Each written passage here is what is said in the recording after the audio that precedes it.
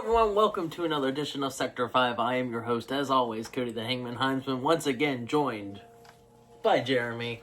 It's been a while. And of course, I think you all know what's coming around the corner.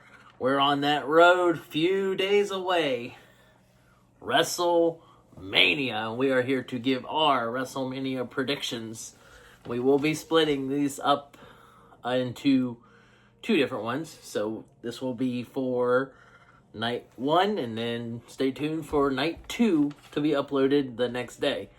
I plan on uploading this one, and then day of night 2, the night 2 predictions will be uploaded. Without further ado, let's go ahead and get started. And usually the format, non-title matches into title matches, but changing up just a tiny bit. But we'll go ahead and get started. First match I have wrote down here for night 1, we have Jade Cargill versus Naomi.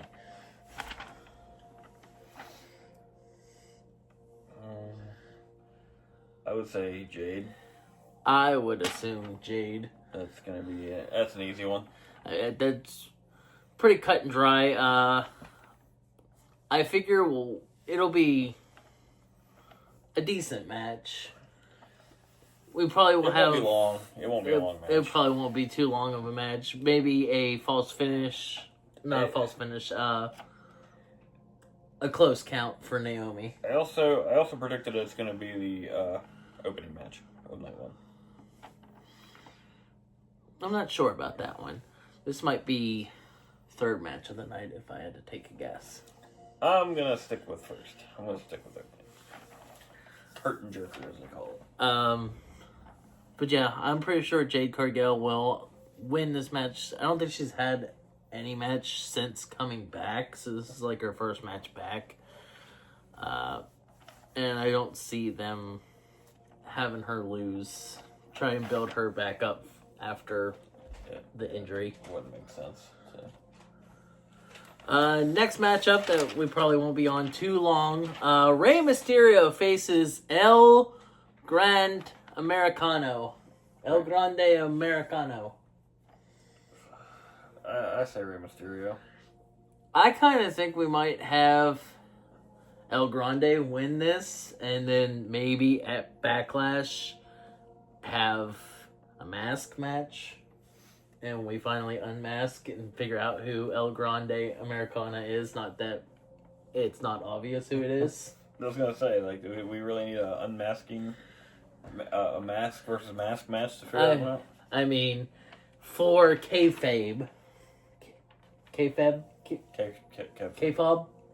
Kayfob? I'm wondering though, like, if they do a mask versus mask like the Luchador, like maybe not this year, but maybe next year's WrestleMania. I don't know, I'm talking way ahead of time.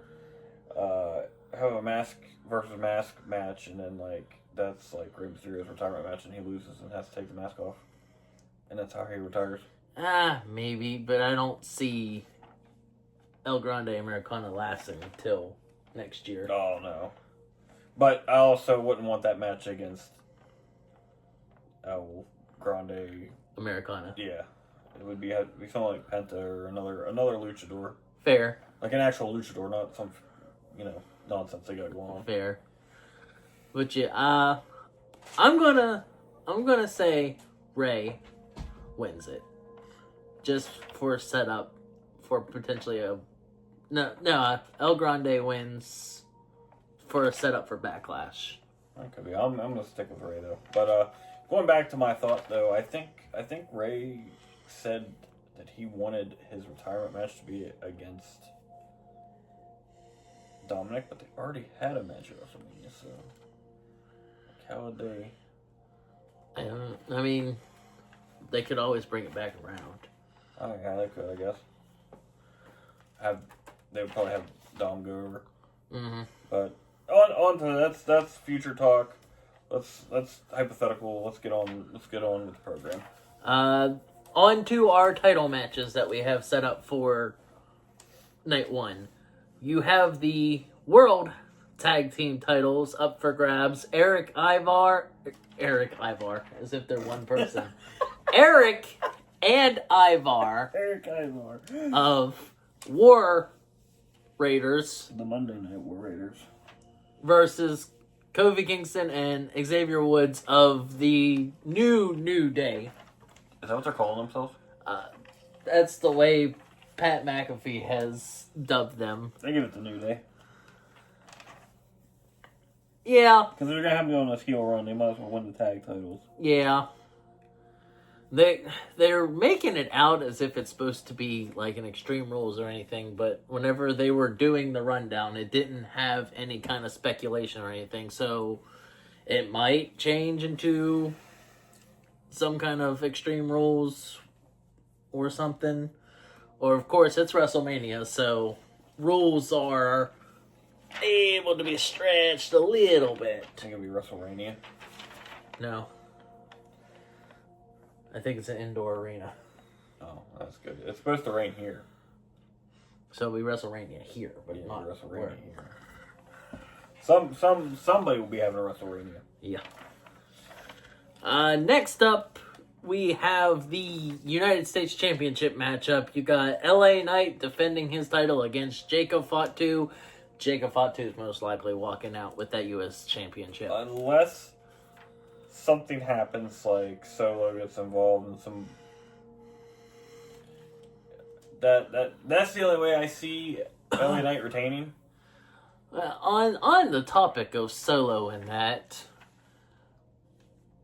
possibly Jacob Fatu winning and then maybe Backlash against Solo. Well, they're still having, like, the Fallout thing, right? That hasn't culminated yet, has it? Right. So, like, they're having the match at WrestleMania. Solo comes out and tries to interfere on Jacob's behalf, but ends up backfiring.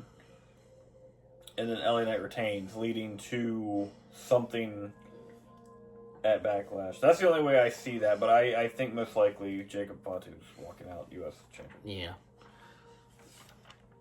Yeah. Rapid fire. We're not used to rapid fire. We're used to getting into the minutia and going off the tracks. Next one I have is the Women Royal Rumble winner, Charlotte Flair, getting a chance at Tiffany Stratton's WWE Women's Championship. I think Charlotte Flair is walking out. I think Tiffany Stratton retains.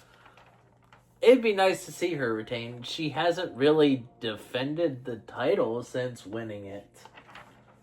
I can't think of any time that she has, besides maybe a Saturday Night Main Event. I don't remember. Then again, I haven't really been... This one has been very sadly lacking for it being the Women's Royal Rumble winner.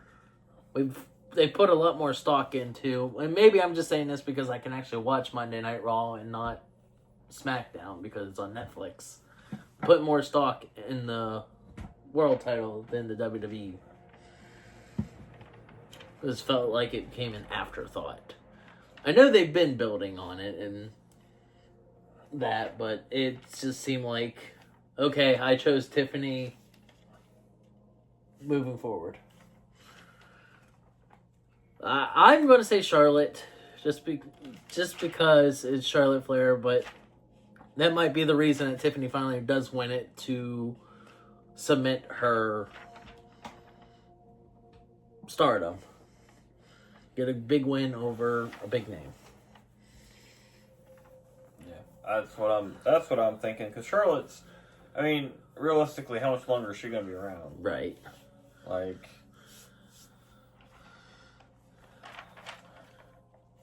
on to the next match, we have the Men's Royal Rumble winner, Jey Uso, getting a chance at the world title against Gunther. I want your thoughts on this. I think Jey Uso's walking out World Heavyweight Champion. Yeet.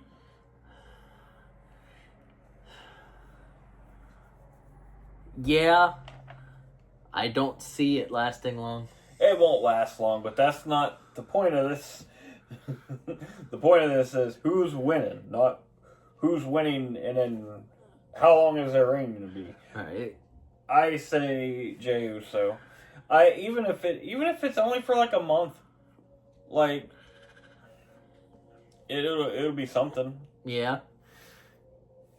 You win the title, you win the title. You could say that you had it. I mean, look at Rey Mysterio. He won it and then lost it later that night. Well, and going back to 2006, WrestleMania 22, when he picked up the World Heavyweight title. Mm-hmm. Which leads us to the main event. This is where I said I broke the format a little bit. I didn't want to talk about this match and then talk about the titles. I had to leave this main event as the ending thing because I'm sure we're going to be on this one for a hot second. You got the triple threat match between Seth Rollins, Roman Reigns, and CM Punk. Paul Heyman supposed to be in Punk's corner. I guess the first thing to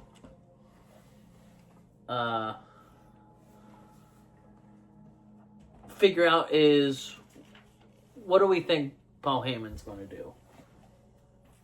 I think here's my, and this is gonna be wild. So like, the likelihood of this happening is slim, but the way they've been building this, at least to me, and what it seems like to me, is they're building up to Paul Heyman turning on Punk and Roman and siding with Seth.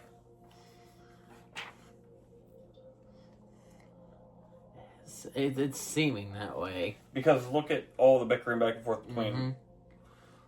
It just seems like, I mean, that would be the swerve of the century. I mean, we had Heist of the century, now we have swerve of the century. Mm-hmm. Seth Rollins is steamrolling both of them. So, you know. I'm foreseeing, what am I foreseeing? Heyman,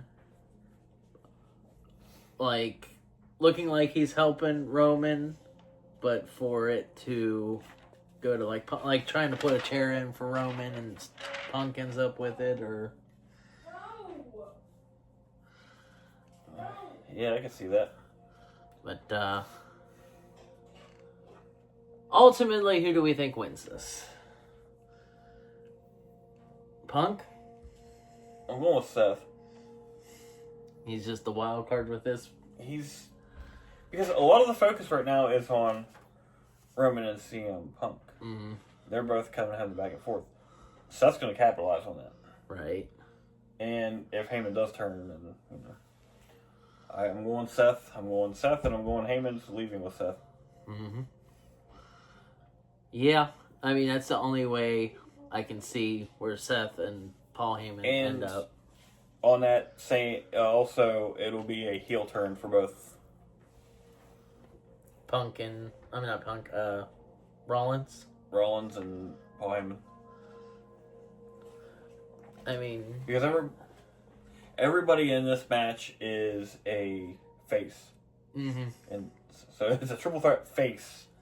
So something crazy is happening. Yeah. Well, that is our thoughts on night one. I honestly, between the two nights, I'm looking forward to night one mainly, and then like one match from night two, and I'm sure everyone knows which one I'm talking about. Mm-hmm. Looks like night one's getting a lot more attention and hype than night two is, which is strange because ever since they started doing the two nights, night two has always been like the center fold of it. There were like one or two matches on night one, but like night two is where it's at. But night two is the big match that, you know, the obvious that everyone wants to know what's going to happen. But we will talk about that a little bit more in the next video for night two predictions. I hope y'all enjoyed. And as always, I'm Cody the Hangman Heinzman, joined by Jeremy, and that's just how it is.